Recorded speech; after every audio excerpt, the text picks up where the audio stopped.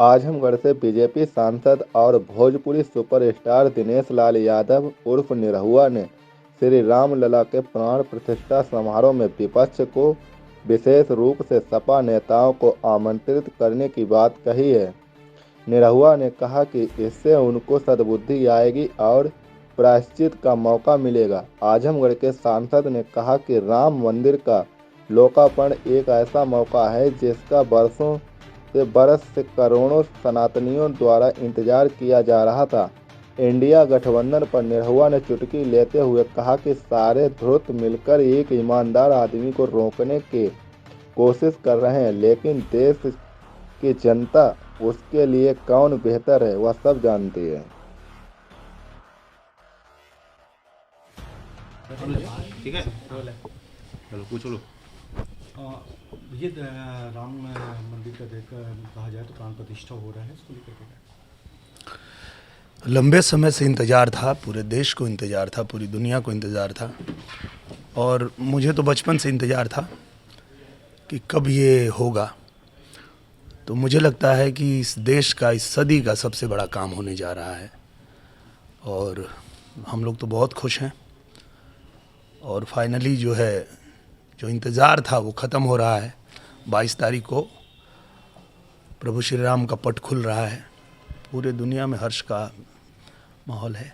विपक्ष को भी निमंत्रण जा रहा है और विपक्ष भी तैयार है आने को। हाँ, विपक्ष को तो सबसे पहले जाना चाहिए, क्योंकि जो लोग राम की महिमा को समझते हैं वो तो राम का मंदिर बनाने के लिए कई वर्षों से संघर्ष कर रहे थे।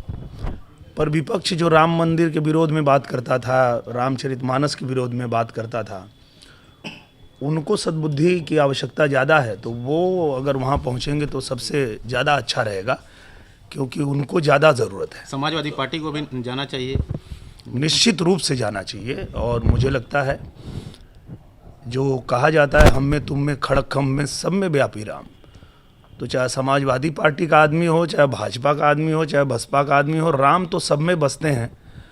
अब उस राम के दर्शन करने के लिए हर किसी को जाना चाहिए। लेकिन जिस तरह से कार सेवा के दौरान गोलियां चलाई गई मुलायम सिंह के द्वारा, लगातार कई कार सेवकों की जान दी गई, उसके बाद भी समाजवादी पार्टी को निमंत्रण देना और हाँ बिल्कुल, क्योंकि वो अगर उस समय समझते तो नहीं गोली चलाते, तो कभी भविष्य में ऐसा ना हो, इसलिए उनको बुलाना ही चाहिए, उनको जाना ही चाहिए और देखना चाहिए कि प्रभु श्री राम की क्या महिमा है, प्रभु श्री राम कौन है। जहाँ पूरे दुनिया का ज्ञान खत्म हो जाता है, वहाँ से फिर श्री राम का ज्ञान शुरू होता है। तो मुझे लगता है कि जाना ही चाहिए 100%। स्वामी प्रसाद मौर्य ने एक फिर भी आज विवादित बयान दिया है कि हिंदू कोई जात नहीं है और इसमें जो है लोग FIR भी करवाते रहे हैं और इस पे पहले भी लोग बयान देते हैं, क्या कहना है? मुझे लगता है कि हर व्यक्ति की अपनी अपनी आस्था है और स्वामी प्रसाद मौर्य जी जो भी बयान दे रहे हैं वो उनकी बुद्धिमता है, वो उनकी समझ है। पर मुझे तो बस यही लगता है कि प्रभु श्री राम उनको भी सद्बुद्धि देंगे और वो भी, उनको सद्बुद्धि मिले और वो भी इस तरह के बयान ना दें, क्योंकि अगर वो थोड़ा सा भी अध्यात्म और ध्यान साधना पूजा पाठ में विश्वास रखेंगे और थोड़ा सा भी ध्यान लगाना शुरू करेंगे तो उनको पता चलेगा कि ये पूरी दुनिया जो है वो झूठ है, सच तो सिर्फ राम है। और ये चीज़ आप सब ने देखा होगा, जब कोई व्यक्ति इस दुनिया से विदा होता है तो पीछे सब लोग एक ही बात कहते हुए जाते हैं, राम नाम सत्य है, बाकी सब झूठ है, राम नाम सत्य है।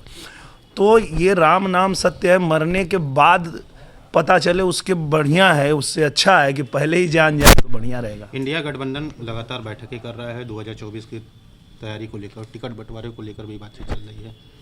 मुझे लगता है कि वो कितना भी बैठक कर लें उनसे कुछ होने वाला नहीं है।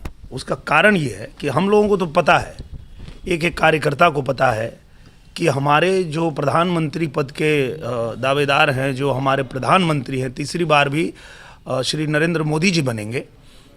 ये लोग गठबंधन तो बना लिए हैं पर इनको पता ही नहीं है कि प्रधानमंत्री कौन बनेगा।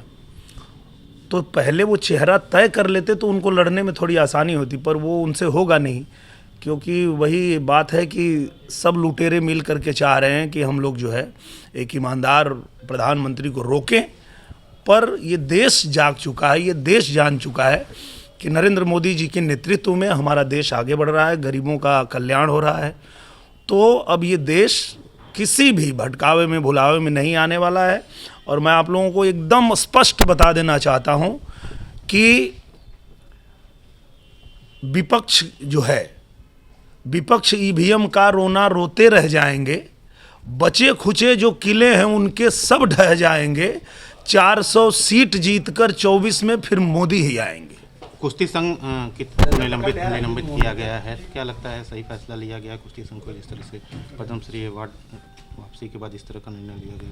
कोई भी सरकार जब कुछ निर्णय लेती है और देश हित में लेती है तो उसका सबको स्वागत करना चाहिए। और निश्चित रूप से सरकार जो भी फैसला लेगी वो देश हित में ही लेगी, जनता के हित में ही लेगी। आप भोजपुरी गायक हैं, राम मंदिर का उद्घाटन होने जा रहा है, कुछ अपने आवाज़ में कुछ मैं प्रभु श्री राम का जब मंदिर खुलने जा रहा है तो मेरे मन में तो बस एक ही गाना आजकल चल रहा है और मुझे लगता है कि इस बात से पूरी दुनिया सहमत होगी कि कैसा है वो मुस्लिम जो इस्लाम का नहीं।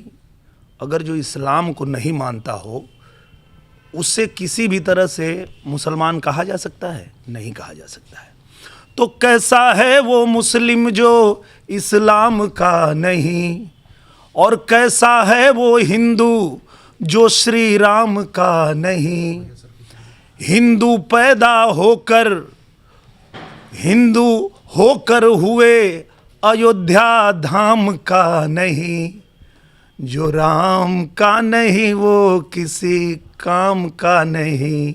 जो राम का नहीं वो किसी काम का नहीं। जय श्री राम।